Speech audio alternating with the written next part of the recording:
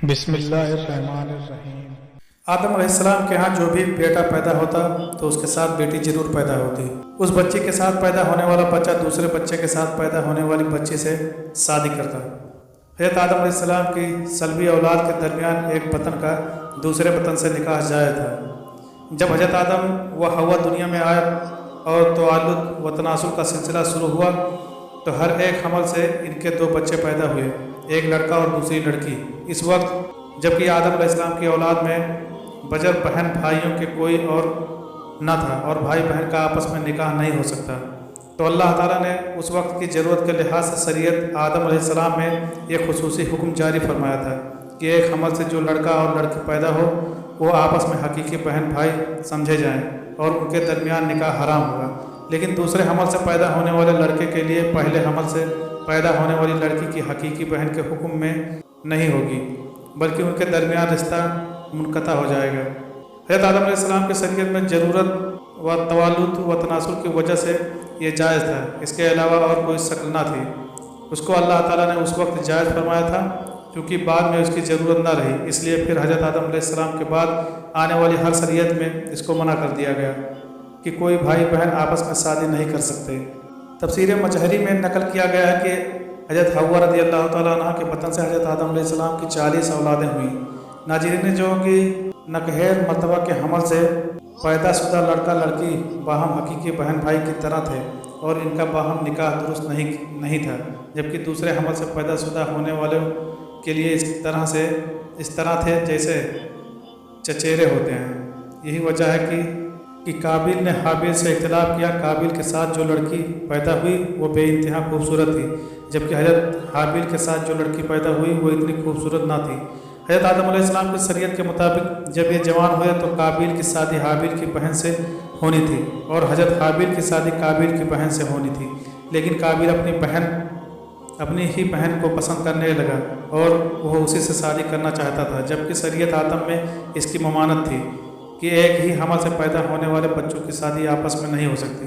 لہٰذا جب یہ صورتحال زیادہ بگڑ گئی تو حضرت آدم علیہ السلام نے دونوں کو اللہ تعالیٰ کی راہ میں قربانی پیش کرنے کو کہا اور بتایا کہ جس کی قربانی کو آسمان سے آگ آ کر کھائے گی تو سمجھنا کہ اس کی قربانی قبول ہو گئی۔ قابیل کھیتی باڑی کا کام کرتا تھا، حابیل علیہ السلام بکریاں چرایا کرتے تھے۔ حضرت حابیل علیہ السلام نے اللہ تعالیٰ کے سامنے ایک بکری کا بچہ پیش کیا اور قابیل نے گٹھا لیا اور اس کو اللہ تعالیٰ کے بارگاہ میں قربانی کے لیے رکھ دیا۔ چنانچہ حابیل کی قربانی قبول ہو گئی، جس پر حابیل علیہ السلام کہنے لگے کہ میرے والد صاحب نے میری قربانی قبول ہونے کے لیے دعا کی ہوگی، جس کی وجہ سے اللہ تعالیٰ نے میری قربانی قبول فرمائی۔ اور روایت میں آتا ہے کہ حضرت حابیل علیہ السلام قابیل سے زیادہ جوان اور بہادر تھے۔ حابیل نے اپنے بھائی کو کہا کہ اگر تم مجھے قتل بھی کرو گے تو تمہارا مقابلہ نہیں کروں گا، میں چاہتا ہوں کہ قیامت کے دن تو میرے گناہوں میں شمار ہو کر آئے۔ قابیل نے ایک دن غصے میں آ کر حضرت حابیل کو پتھر مار کر قتل کر دیا۔ حضرت حابیل کو قتل کرنے کے بعد قابیل بہت ہی دکھی اور پریشان رہنے لگا۔ قابیل اپنے بھائی کی لاش کو کندھوں پر اٹھا کر کئی دنوں تک گھومتا رہا کہ اب اس کا کیا کروں۔ پھر اللہ تعالیٰ کے حکم سے 2 کوے آپس میں لڑنے لگے، ان میں سے ایک کوے نے دوسرے کوے کو مار دیا۔ یہ سب کچھ قابیل دیکھ رہا تھا۔ کوے نے اپنے ساتھی کو مار کر اس کو زمین میں دفن کر دیا۔ قابیل نے بھی کوے کو دیکھ کر اپنے بھائی کو دفن کرنے کے لیے ایک گڑھا نکالا جس میں حضرت حابیل علیہ السلام کو دفن کر دیا۔ اس کے بعد قابیل اپنی سگی بہن اکلیمہ کو لے کر وہاں سے بھاگ نکلا۔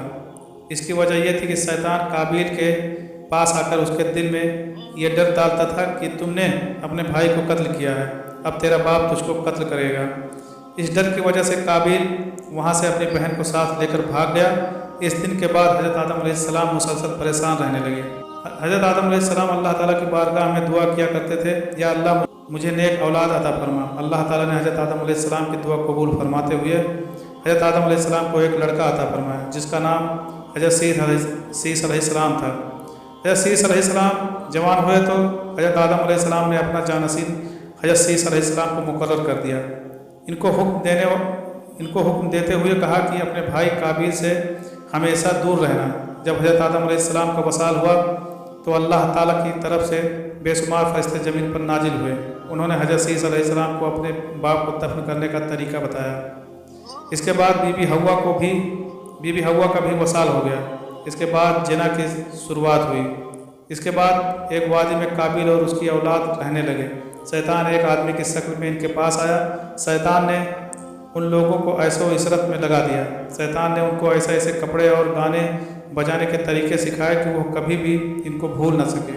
انہوں نے ایک دن میلے کے لیے مقرر کیا تھا جس پر وہ براہنہ عورتیں اور مرد اکٹھے سے شرکت کرتے تھے. ان میلے میں طرح طرح کے گانے اور موسیقی کی آوازیں آتی ہیں. اس طرح جو شخص مومن تھے ان کو بھی یہ آوازیں سنائی دیتی تھیں. ایک دن ایک مومن کے دل میں خیال آیا کہ میں یہ سب کچھ قریب سے دیکھنا چاہتا ہوں. ایک دن وہ مومن اپنے ساتھیوں سے چوری وہاں سے نکلا اور قابیل کے لوگوں کے پاس آ گیا. اس نے دیکھا کہ قابیل کی اولاد بے حیائی اور فضول کاموں میں لگی ہوئی ہیں. اس شخص نے وہاں جا کر دیکھا تو عورتیں بہت ہی خوبصورت اور حسین تھیں. اس حوالے سے روایت میں آتا ہے کہ حضرت سیس اور اس کے ساتھی بہت ہی حسین و جمیل اور جوان تھے. ان کی نسبت ان کی عورتیں زیادہ پیاری نہ تھیں. قابیل کے اولاد میں لڑکی تو بہت ہی پیاری تھی لیکن ان کی نسبت مرد زیادہ حسین و جمیل نہ تھے. وہ شخص قابیل کی اولاد عورتوں سے بہت ہی متاثر ہوا. اس کے بعد وہ واپس آ گیا. اس نے مومن کو بھی ان کی عورتوں کے بارے میں بتایا. ان میں سے جو کمزور ایمان والے تھے وہ قابیل کی اولاد کی طرف ہجرت کرنے لگ گئے. اس کافی حد تک مومن لوگ بھی قابیل کے فتنے میں داخل ہوتے گئے اور فضول کاموں میں شامل ہوتے جا رہے تھے. اس طرح وہ ایک دوسرے کی طرح مائل ہوتے تھے جہاں سے زنا جیسے کبیر گناہ نے جنم لیا. روایت میں آتا ہے کہ حضرت عیسیٰ علیہ السلام کے ساتھ رہنے والے ساتھیوں کی تعداد بہت ہی کم رہ گئی تھی جبکہ قابیل کا گروہ کافی مضبوط اور طاقتور ہو چکا تھا. وہ حضرت عیسیٰ علیہ السلام اور ان کے ساتھیوں کو تنگ کرتے رہتے تھے. ان کو طرح طرح کی تکلیفیں دیا کرتے تھے. اگر دیکھا جائے تو زنا اس وقت ہی شروع ہو گیا تھا جب قابیل اپنی بہن اکلیمہ کو لے کر وہاں سے بھاگ گیا تھا. اس نے اپنی بہن کے ساتھ ہی اپنی اولاد کو جنم دیا.